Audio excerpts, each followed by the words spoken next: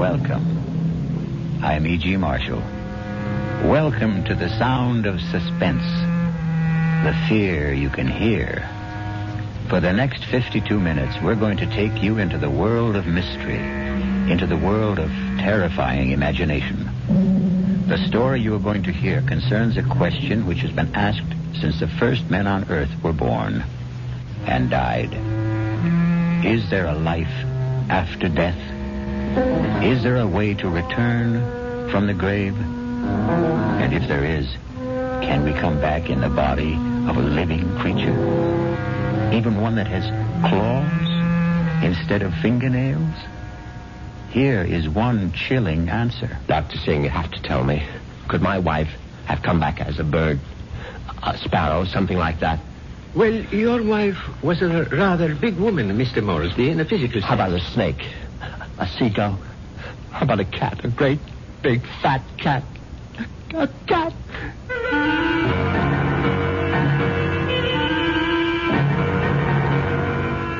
Our mystery drama, The Return of the Moresbys, was written especially for the Radio Mystery Theater by Henry Slessor and stars Patrick O'Neill.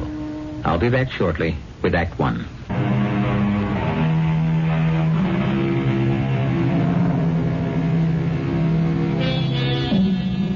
Now here is Act One. Like all murder stories, sooner or later, it reaches the office of a daily newspaper. You wanted to see me, Chief? You bet I want to see you, Prouty. Come in and shut that door. I bet I know what it's about. That story I filed on Richard Moresby, right? I got a flash for you, Prouty. This is a newspaper office, not a fiction magazine. You take this story of yours and see if you can sell it to Weirdo Digest or something. But get it off my desk. Now, wait a while, Max. I know it's offbeat, but I thought I handled it with a kind of a light touch. Stories about murder can't be handled with a light touch, not on this paper. But it's accurate. I mean, this is exactly what the guy Moresby told me, just before he died. Well, he must have been out of his head. He asked for somebody to hear his story. That's how I got to meet him. I was at the hospital covering that subway accident. Now, that story made sense to me. Nothing but nice, clear facts. But this nonsense... Please, let me tell you about this guy. Maybe you'll change your mind. All right, what about him? Well, for one thing, he was a real distinguished-looking guy. The only thing peculiar about him was his eyes. His eyes? Yeah. They were the palest blue eyes I ever saw on a man. They weren't really blue at all. They're like silver. Big deal. So he had silver eyes. And when he started to tell me about himself, well, I just had to hear the whole story, Chief. Yes, I was born in London, but my family moved to the States when I was young. They didn't improve much on the climate when they did. We lived in Vermont. I don't think I was ever warm enough until the age of 24 when I moved to Southern California. I lived on beaches. A superb swimmer, a superior surfboarder, and a terrible bum. It was on the beach at Malibu that I met the woman who was to become my wife. Her name was Una. She was as pale as a gardenia with bones. Una had more bones than any other woman I've ever met. Lovely day, isn't it? I beg your pardon? I said it's a beautiful day. I don't think I've ever seen the ocean look prettier. Frankly, the Pacific always looked a little muddy to me. I wonder if that's what Balboa said when he first saw it. Well, he probably said, what a great place for surfing. Ah, I see you have a surfboard. Yes, as a matter of fact, I think I see a wave that I like. Will you excuse me? Oh, I wish I had the nerve to try it. Yeah, you really should. Well, bye now. Maybe I'll ask my chauffeur to teach me. I'm sorry. What did you say? Charles, my chauffeur. He's very good at sports. Come to think of it, that wave doesn't look so good after all. By the way, my name is Richard. Richard Moresby. How do you do? My name is Una.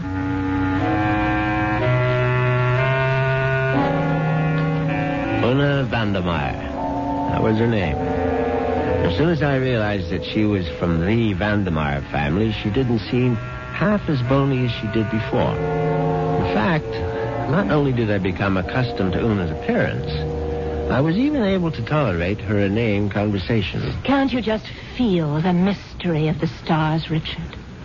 Sometimes I feel their vibrations as if they're trying to communicate with me. Do you ever feel that? Well, sometimes, I suppose. I really think we must be one with the universe, don't you? I really believe there's just one great universal soul, and we're all part of it. Don't you think so, too? Yes, of course. Right on, as they say.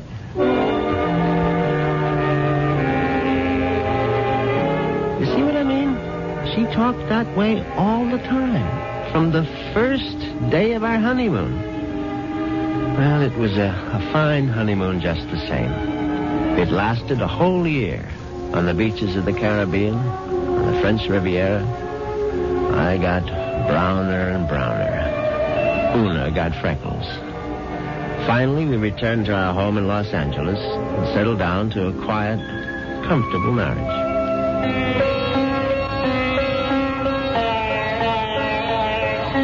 What on earth is that you're playing? It's sitar music, darling. Oh, it's just so spiritual. What made you buy the record? No, Dr. Singh recommended it. Who? Dr. Singh, at the Temple of Metapsychosis, you know. The Temple of what? Metapsychosis. I told you about joining the temple last week. Oh, Richard, sometimes I think you don't listen to me. Now, as you may know, Southern California abounds in quasi-religious organizations. And she'd gone through a number of them without discovering the universal soul at any of their altars. Darling, please come to one of Dr. Singh's lectures. He's such a magnificent speaker. He emits such vibrations.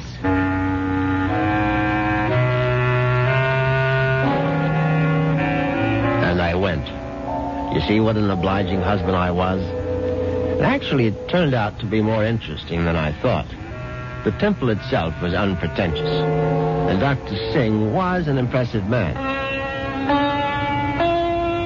And when he spoke, I realized why his message had such appeal for Una, because he preached a doctrine that combined eternal life with a love of small animals. The soul is immortal. The soul cannot die. The soul, upon leaving the body, must make its passage elsewhere. There is a science called eschatology, which deals with the last four things: death, judgment, heaven, and hell.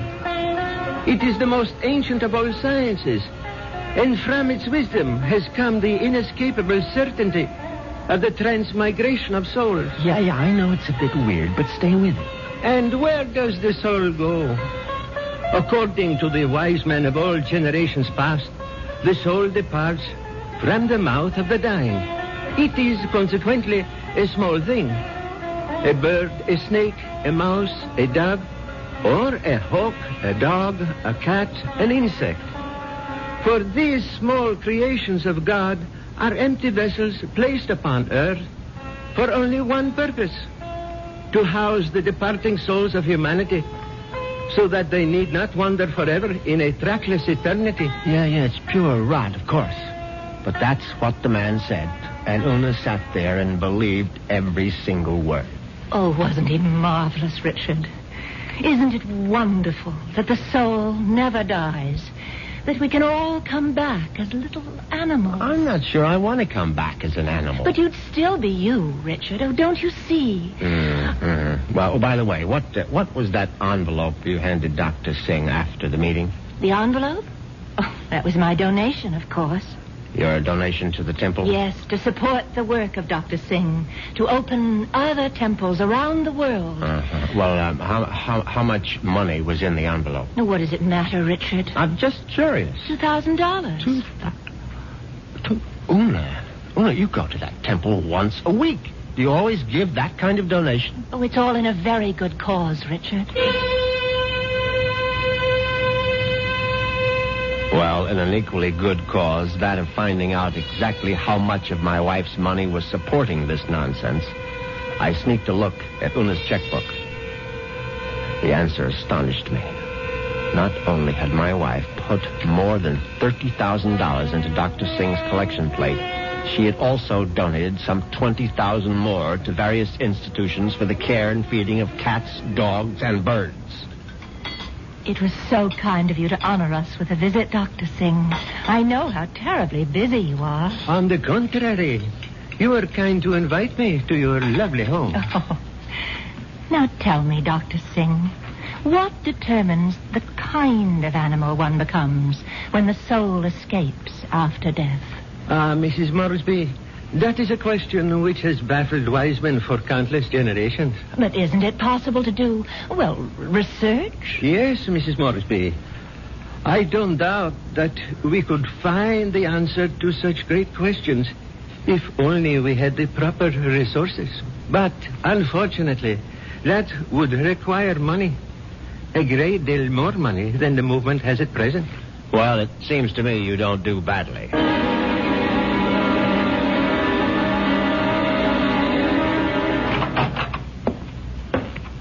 Well, there you are. Hello, Richard. Where have you been all morning? Right here, in my little sewing room.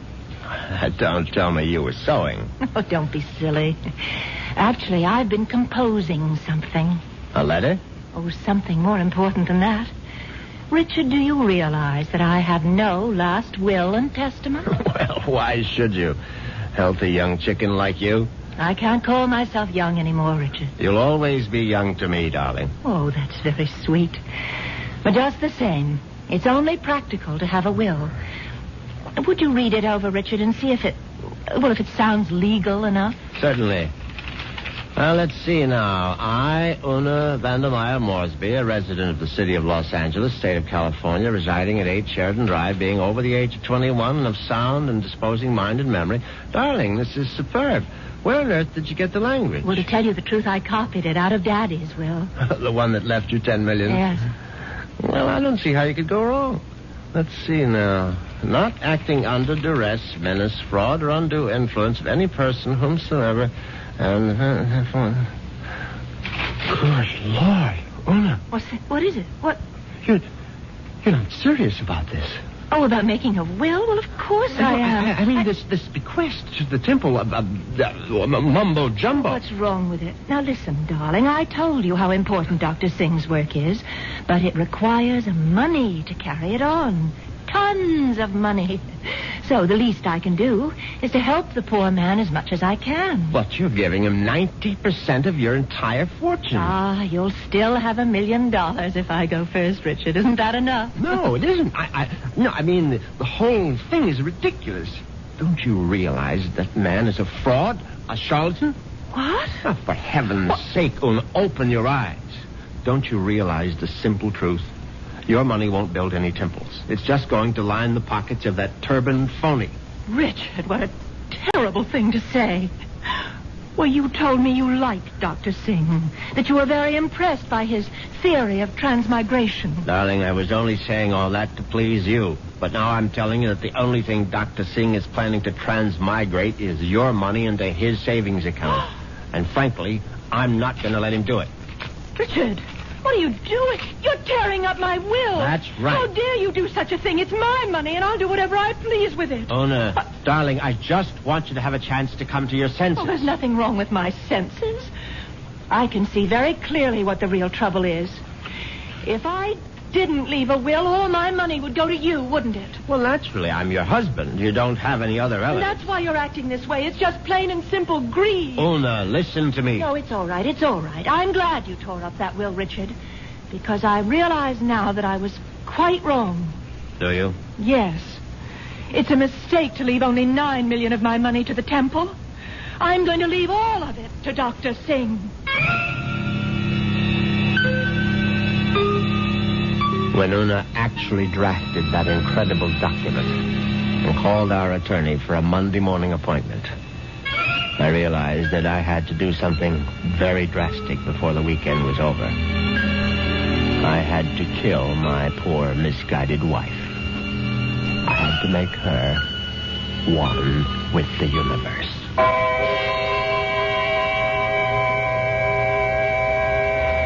It's obvious that Mr. Moresby is going to be a very reluctant murderer. The question is, will his reluctance get in the way of his efficiency? We'll get the details when we return shortly with Act 2.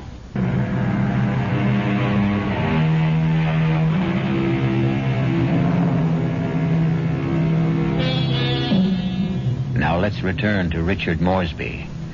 In order to find him, we'll have to search the highway, for Richard has taken his white Jaguar out for a spin.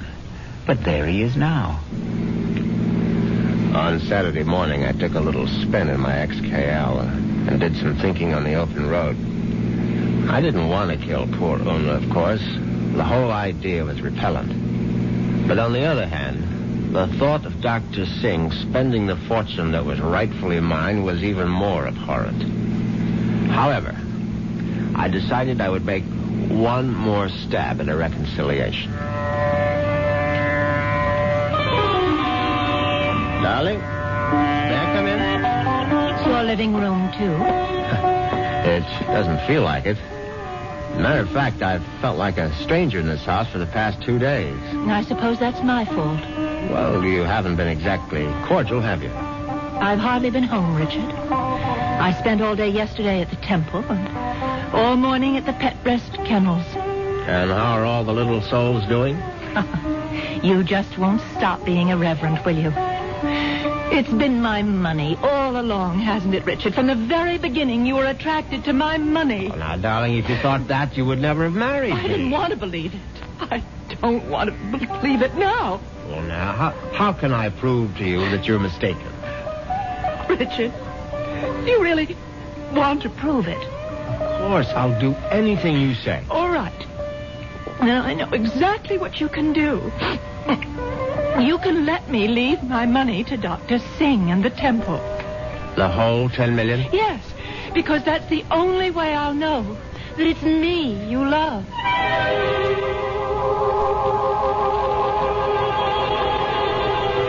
Well, you can't say I didn't try. But Una's decision now left me with absolutely no alternative. I was still deeply unhappy about the necessity of taking her life. However, fate was kind to me that very afternoon. Now you're sure that you want me to continue reading, Richard? Of course, darling. Well, I'm sort of embarrassed about this part. It's a paper that I wrote myself. Something you wrote? Yeah, I wrote it this morning. I was going to show it to Dr. Singh. It's, it's a sort of a poem. It's called Death. Snappy title. Hope I can read my own handwriting. Death has become nothing to me. Death holds no fear for me. Come, death, I welcome you. Lead me to the woods, the waters, the air above the earth. Come, take me, death. Your touch is kind. Richard? Oh, Richard, why do you look like that? Is it really that terrible? Oh, terrible. Oh, no, my darling, it's beautiful. Do you mean it? You must give it to me, Una. I must have it. You like it that much? Yes, I certainly do. Oh, well, I'll type it up for you, Richard. No, I must have the original. Now, just the way you wrote it. Oh, darling, I'm so flattered. What will you do with it? Oh, I'm going to put it in a frame, of course. And I know just where I'm going to hang it.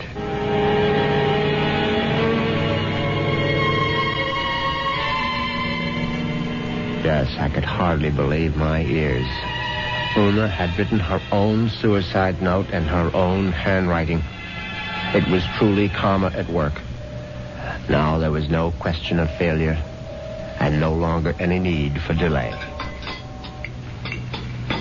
Oh, what a lovely idea this was, Richard. Candlelight dinner for two. Yes, I thought you'd enjoy it. So sweet of you to handle the whole menu with cook. You spoil me shamefully.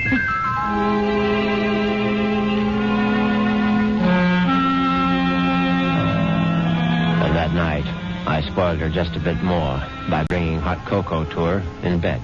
Oh, Richard, you shouldn't have bothered. But I know how you like your hot cocoa before retiring, Una. You can't get to sleep without it. No, but Parker could have brought it to me. Oh, no, this is something I had to do myself. Oh. No, drink it down now. Yes. I'm drinking it. Does it taste all right? Oh, it tastes just fine.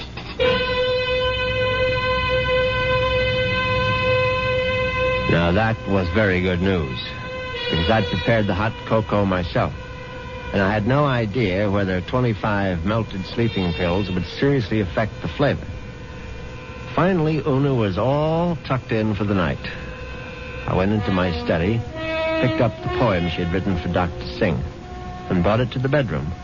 I placed it carefully on the night table beside her.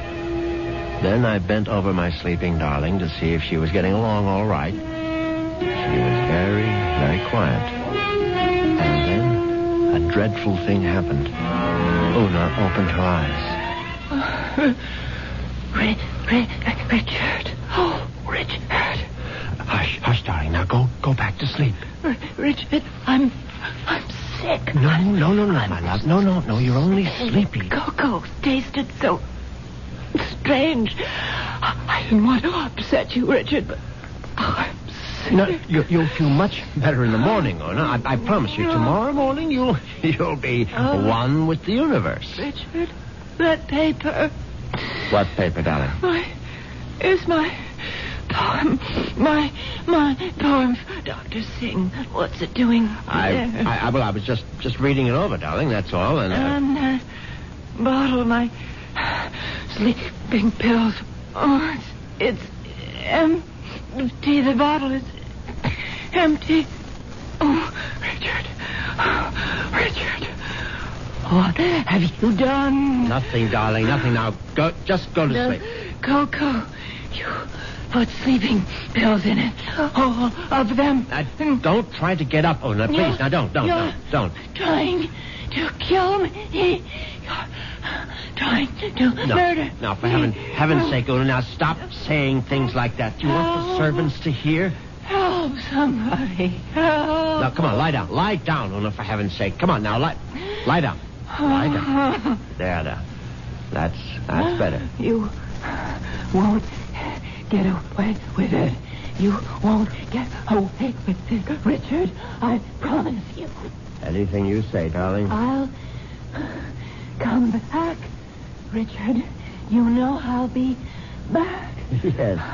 Yes, of course. Just welcome death, Una. The way you wrote in your little poem. I'll be back. I swear it. Oh.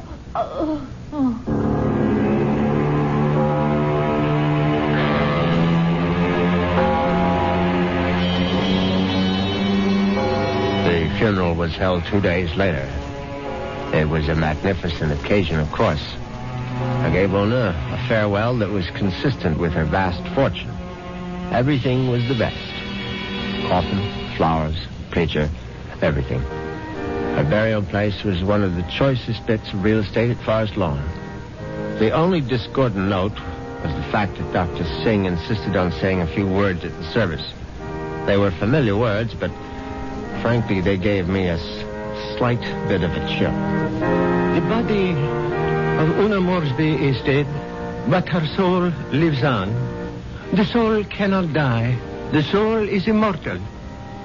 It has left the earthly remains of this woman and has sought the body of a small living thing. There it will abide until the Almighty is ready to choose its next home. Mourn not the end of Una Moresby, for there is no end. I couldn't help congratulating myself on how well everything had gone. When I called for medical attention the night of Una's death, the physician was only too ready to declare her a suicide. The police had to be informed, naturally, and they, too, agreed with the doctor's verdict. Una had died by her own hand, and she had died without a will. There was simply no question that the matter would be probated in my favor. Suddenly I realized I was not only rich, but a rich widower. What vistas opened for me? The devil. Look out, you stupid mongrel! Dog trying to get run over. I admit I was shaken up by it. It was sort of a coincidence, you know? Right after the funeral and all that.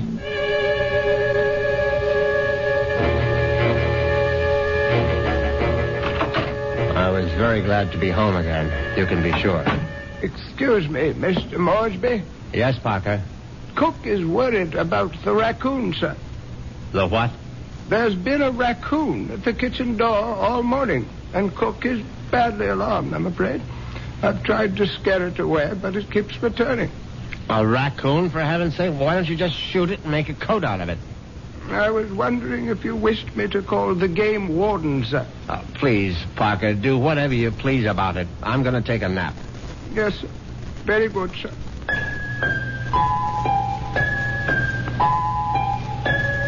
I went upstairs at once, undressed, and got into bed. It was a warm day, and yet I found myself cold. I got out the electric blanket and soon felt very cozy indeed. In fact, I felt so much better that I made a phone call.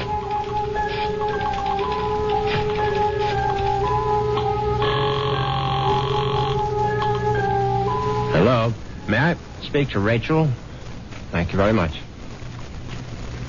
Hello, Rachel? Yeah, who's this? Rachel, you probably don't even know my name, but it's Moresby, Richard Moresby. Huh? Who? You met me at the club numerous times. I'm the rather distinguished-looking gentleman who sits at the table on the far right corner. Oh, yeah, well, that's not my station. Yeah, I know it isn't, and I've always regretted it. Frankly, I would have enjoyed my lunches at the club even more if you had served them. Listen, I'm pretty busy right now. Well, what I wanted to find out was if you're busy this evening. Oh, what'd you have in mind? Oh, a little, quiet dinner, perhaps? Is that all you had in mind? Why don't we just wait and see? I can pick you up outside the club whenever you're free. Yeah, how do I know it's you? I mean, I'm still not sure which gentleman you are. I'll be sitting in an XKL Jaguar. Do you think you'll recognize it? A Jag? I get off at 6:30. See you then.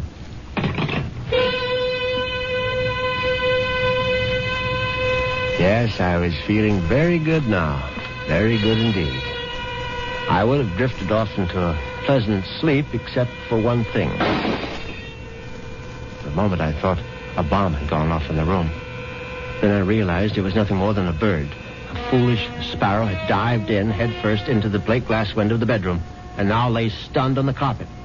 I looked at the thing's fluttering little heart, and suddenly I was struck by a terrifying palpitation of my own. The dog, the raccoon, the bird. Good Lord. Could one of them have been Una?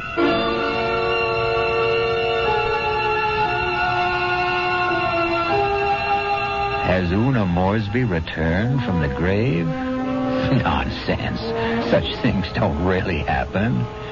But perhaps we should reserve judgment until I return shortly with Act 3.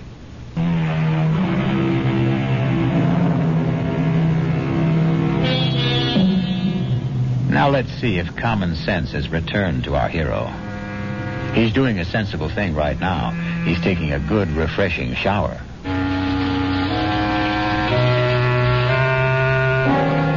By the time evening came, I was feeling better. All my peculiar notions about Una's animal reincarnation seemed ludicrous as I stood in front of the shaving mirror. I thought about the delicious young woman that was waiting for me at the club. I'd admired Rachel's way with a tray for months, but ever faithful to my wife, I hadn't done more than gaze from afar. But now, things were going to be different. Yes, who is it? It's Parker, sir. Yes, come in, Parker. It's all right. Excuse me, sir. A bit of emergency in the kitchen. Well, what is it? A snake, sir. A what? Cook insists that there's a snake curled up in the telephone wire. Oh, that's ridiculous, Parker. Cook says it's there, Mr. Moresby. They do get into the house sometimes. Well, tell Cook she's seeing things. Tell her to stop nipping at the cooking sherry, and she'll soon stop seeing snakes. Yes, sir. What was that? I would guess it was Cook, sir. Oh, for heaven's sake, go down and see to it, Parker. I'll try, sir. But I'm not very good with snakes, sir. Well, what do you think I am, an expert?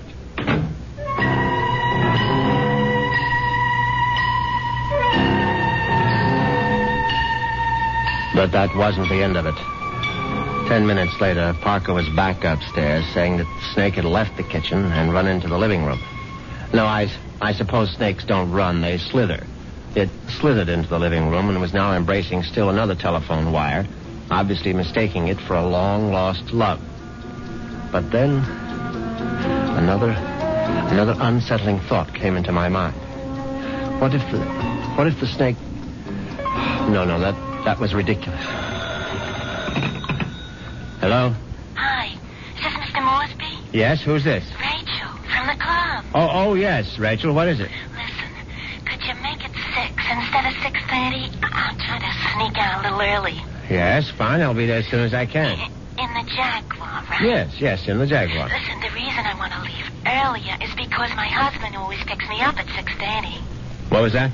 So I asked one of the girls I work with to tell him I got another job someplace. He won't care. He likes me to earn extra money. Yes, I see. So, just to make the story look good, I guess you'll have to lend me a few dollars after our date. Yes, of course. And listen, I really do remember you, sugar. You're the handsome one with a cute bald head. See you soon.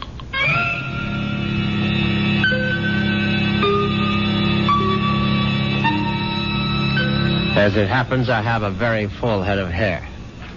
But distressing as Rachel's telephone call was, an even more disturbing thought intruded.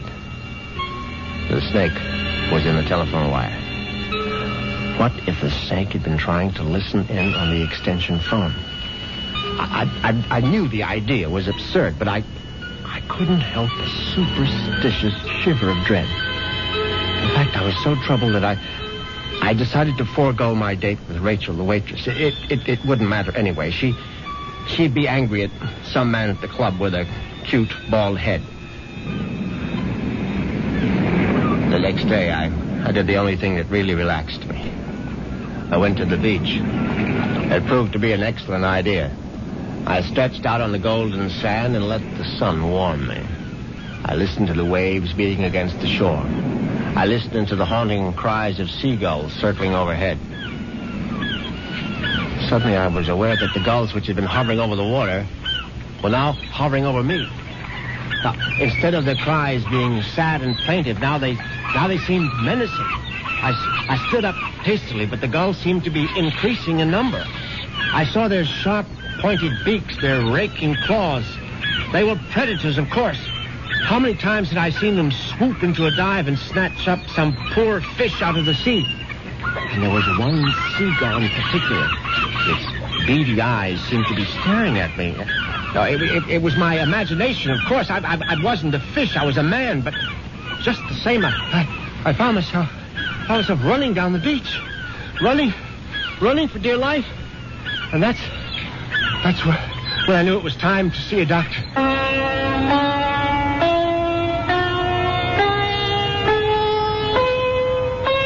Yes, Mr. Moresby.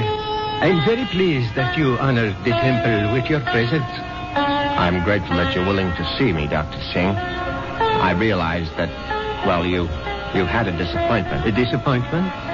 I'm afraid I don't understand. I know my wife made certain promises to you concerning her will. I believe she mentioned some modest donation. She wasn't in her right mind, of course. I mean, when she took those sleeping pills. Yes, it was very sad. I trust that she has found the peace and happiness that she sought. Frankly, that's what I wanted to talk to you about. I mean, about whether you really believe that my wife is, well, that she's some kind of animal right now. But of course I believe it, Mr. Moresby. I don't merely believe. I'm positive. When your wife passed from this world into the next, her soul made its escape. Yes, I know how it goes, but what I'd really like your opinion about is what sort of animal do you think she might be now? I told you, Mr. Moresby, we have no way of knowing. But can't you take a guess? I mean, you said it might be influenced by a person's karma. Am I quoting you right? Yes. The kind of person she was in life may well determine the kind of animal she is now. Your wife was soft. Your wife was gentle. Your wife was independent in spirit. Now, what animal does that remind you of? I don't know. I can't think. Then go home and think about it, Mr. Moresby. Go home and try to be one with the universe. I went home, and I tried to be one with the universe. And when that didn't work, I tried being one with a bottle of scotch. I was still in the library, asleep in the big leather chair, when I heard the noise in the cellar.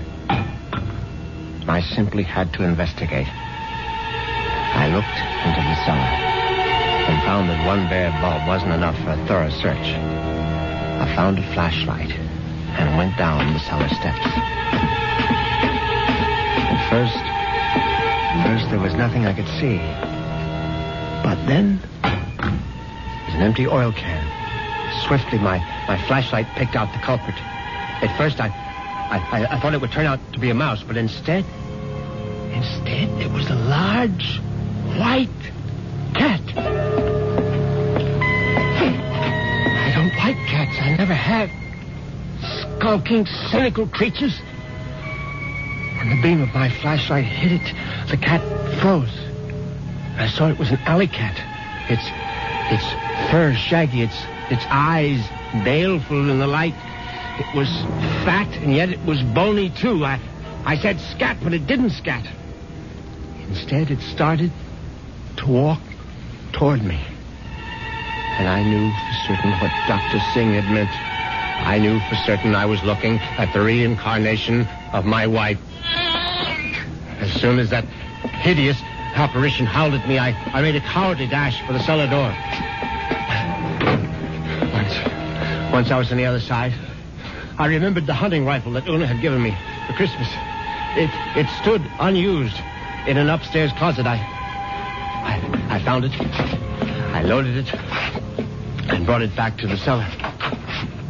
I hadn't fired a rifle since boyhood. I stood on the top of the stairs with my flashlight picked out the ghostly white form of the cat. I put down the light, raised the weapon, and squeezed the trigger. The report was deafening, but the recoil was worse. My precarious balance on the top step was lost. I fell to the bottom.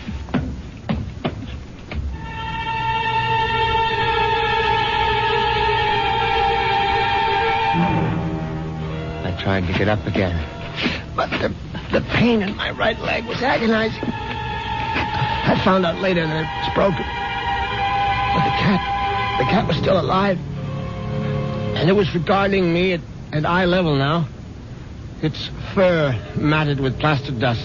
Its eyes filled with hatred. I tried to crawl toward my fallen rifle. Just as I saw the creature advancing toward me, I screamed, "Una!" My hand was on the rifle now, grasping it too quickly in my panic. My fingers touched the trigger. The rifle went off again.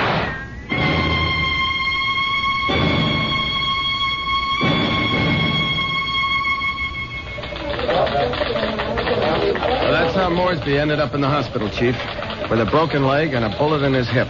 And then he died. But I think he was telling the truth. You could see it in his eyes. His silver eyes, right? Yeah, his silver eyes. And you really believe that the guy's wife came back as a cat to get her revenge? What does it matter? It's still a good story. Sorry, Prouty, I can't okay it. Well, what if I got more details? What if I talked to this Dr. Singh? If I went to the Moresby cellar and found that cat? And what would you do then? Ask her if she's Mrs. Moresby? I still think it's worth a try, Chief. I'll tell you what, Prouty. What are you doing for lunch? I hadn't thought about it. Well, think about buying my lunch. You? There's a pretty good restaurant right around the corner where the Moresbys live. Now, we can get a bite there and then check out that cellar.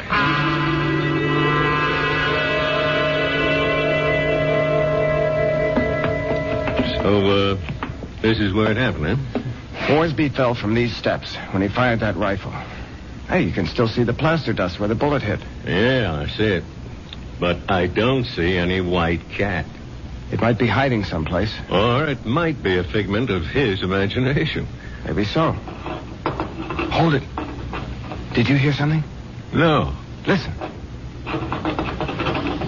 There it is. Look. It's a cat, all right. And it looks like it just found its supper. Oh, that mouse is still alive. Yeah, but not for long. Look at it squirm. He's eating it. Yep. And there goes your mouse. Oh, my God. What's the matter, Prouty? Never see a cat eat a mouse before? Chief, did you see that mouse? Sure I saw it. But didn't you notice something? Like what? Its eyes. Chief, did you ever see a mouse with eyes like that? They were so pale blue, they were almost silver.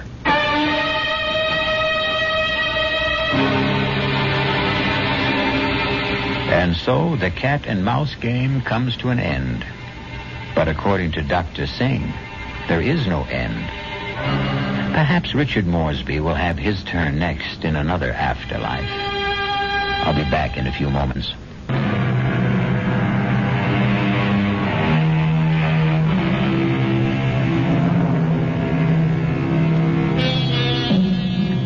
Do you believe in reincarnation?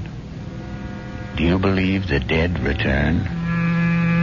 We have to believe it, because here we are, the reincarnation of radio drama. We hope you'll keep us alive by listening again to the Radio Mystery Theater. Our cast included Patrick O'Neill, Marion Seldes, Nick Pryor, and Dan Ocko. The entire production was under